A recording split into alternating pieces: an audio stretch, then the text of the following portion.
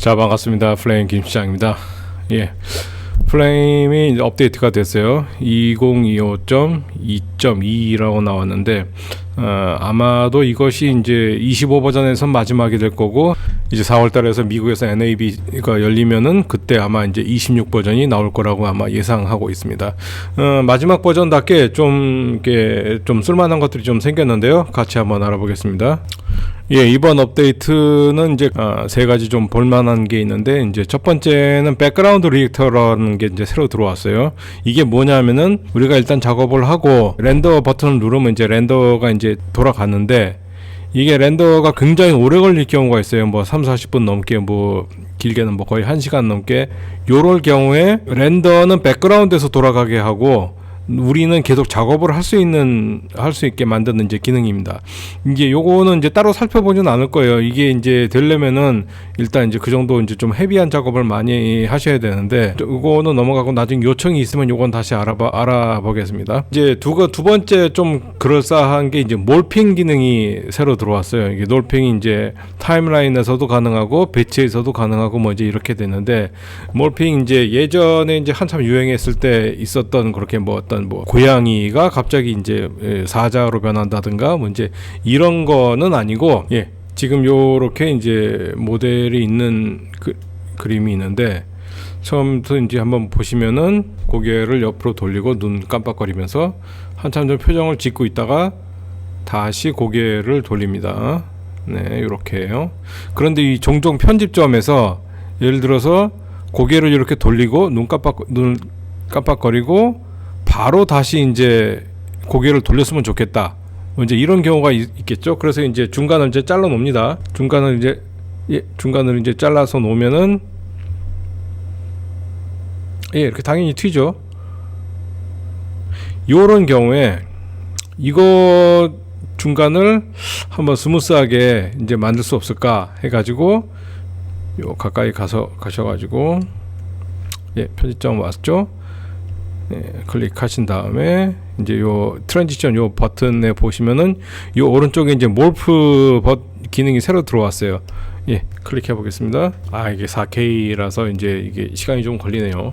편집 여러분 보시는 이제 당연히 이 인공지능 같은 거를 좀 이렇게 이용하는 거라서 여러분들 갖고 계신 이 시스템에 이게 굉장히 좌우가 됩니다. 이렇게 나왔죠. 지금 이제 아무것도 안 건드린 그냥 디폴트 10프레임으로 이게 이제 트랜지션이 되는 거예요.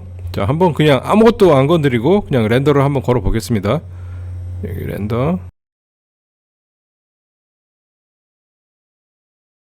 네, 렌더가 끝났는데, 지금 제가 편집을 해서 빠르게 지나가게 했는데, 요게 생각보다 이게 상당히 이제 그 렌더 타임이 좀 걸립니다. 예, 뭐 보시면은 아주 그럴싸하게 나왔어요. 이게 약간 좀 쓱 하고 움직이는 느낌이 좀 있는데, 이게 그냥 뭐 그 스트레치를 쳐가지고 그냥 넘어가게 하는 거하고는 완전히 다르죠. 예, 다시.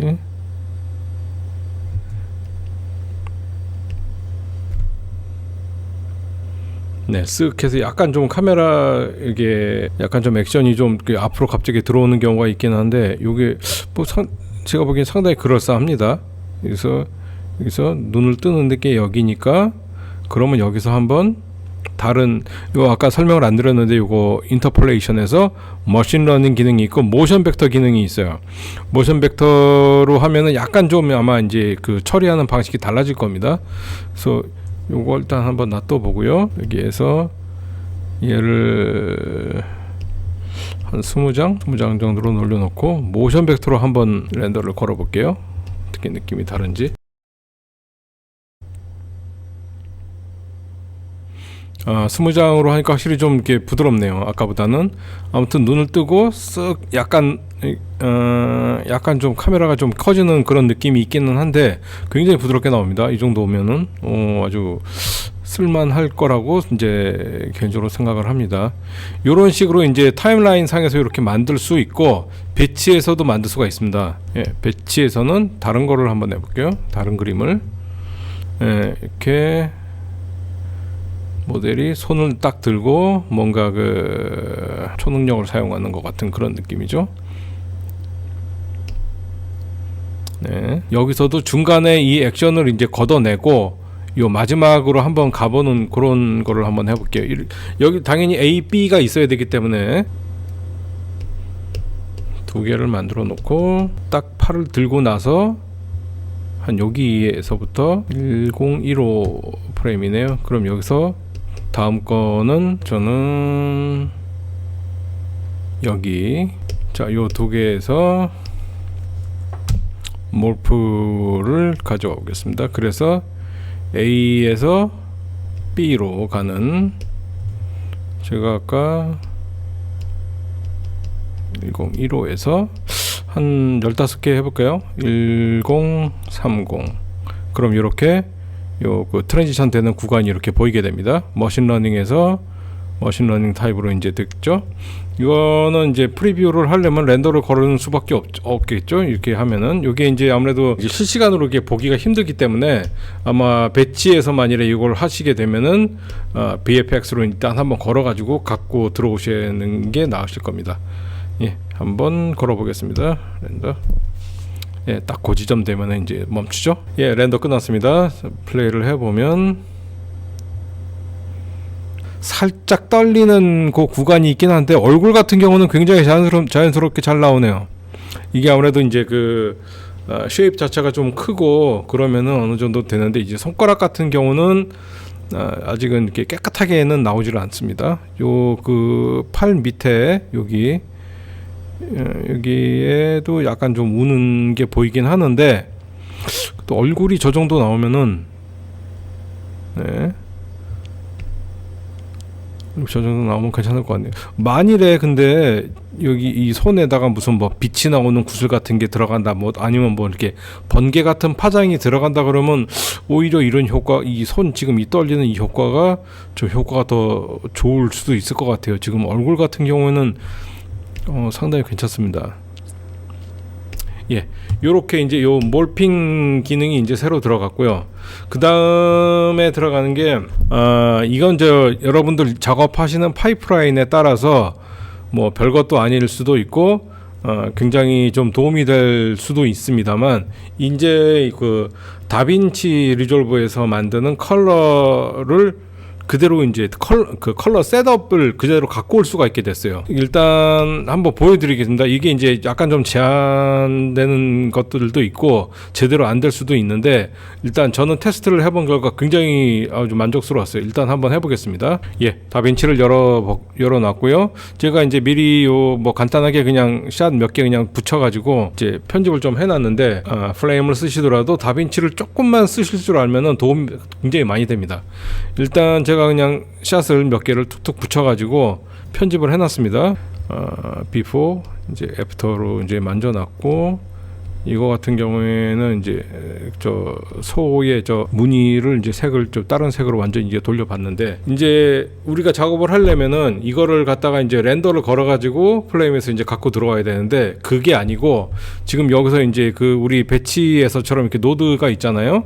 요거를 갖다가 세팅을 저장을 해가지고 그 세팅을 불러올 수가 있게 됐어요. 네, 여기서 이렇게 샷별로 지금 하나, 둘, 셋, 네 가지가 있습니다.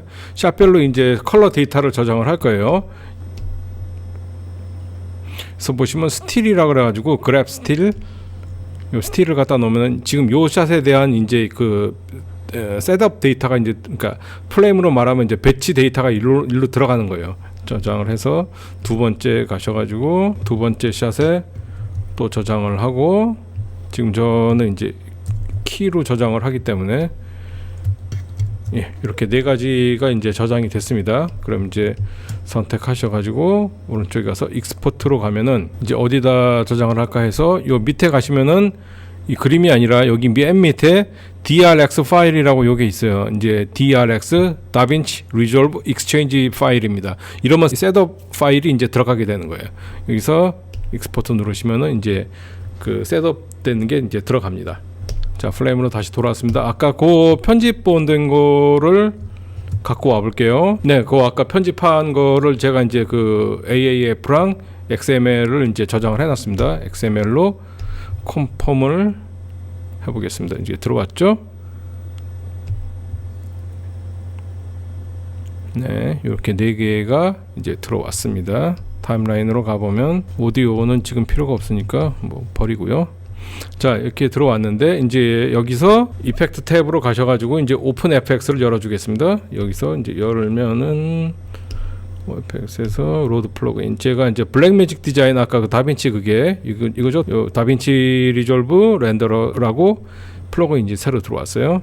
자, 아무 변화가 없죠. 아까 우리가 했던 그 셋업 파일을 불러와 줘야 됩니다. 자, 아까 스틸이었죠. 1.1. 자, 불러오면은 네, 들어왔어요. 아직 아까랑은 당연히 또 그레이딩된 파일이 이제 들어왔습니다. 두 번째 것도 이제 똑같아요. 카피를 해가지고 당연히 얘가 아까랑은 다른 거고 여기서 두 번째 샷을 불러옵니다. 됐죠? 이게 아직은 최초 버전이고 해가지고 이렇게 일괄적으로 한 번에 들어오는 기능은 아직 안 됩니다. 이렇게 하나씩 해줘야 돼요. 자, 이거 좀 뭔가 이상한데 3번 샷이었으니까 3번 오케이. 아까 우리가 했던 거랑 맞습니다. 네 번째 마찬가지로 네, 다 들어왔습니다. 이제 아까 그 다빈치에서 봤던 거랑 이게 맞게 됐는지 지금 제가 그 아까 다빈치에서 그냥 저 렌더를 하나 통으로 걸어놨었어요. 미리 갖고 들어와서 지금 이제 한 거랑 네, 딱 맞습니다. 예, 요렇게 되면 이제 장점이 뭐냐면은 컬러 파트에서 예, 이 그림을 다 그냥 일일이 또 렌더를 걸지 않아도 된다는 거죠. 그 컬러리스트가 작업을 해서 셋업 파일만 딱 요 아주 굉장히 작은 파일인데 요것만 딱 익스포트를 해가지고 우리가 그대로 갖고 올 수 있는 겁니다. 자, 그런데 이제 여기서 이제 이 우리나라 대부분 포스트하우스에서 쓰고 있는 파이프라인하고 이제 이게 부딪히게 되는데 요거를 쓰게 하려면은 이제 선제 조건이 있어요. 이제 그 카메라 로우 파일을 가지고 컴펌을 해서 이거를 컬러 파트하고 완전히 동일하게 갖고 있어야 됩니다. 그래야 이게 왔다 갔다 했을 때 이게 문제가 일어나지 않겠죠.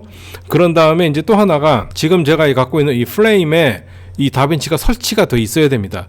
그러니까 한 카피가 설치가 돼 있어야 돼요. 지금 제가 여기서 마치 보기에는 그냥 필터 하나 딱 얹어 올라와 가지고 얘가 컬러를 적용을 하는 것처럼 보이지만 실제로는 이 내부에서 다빈치의 프로그램에 있는 모듈들이 작동을 하는 겁니다.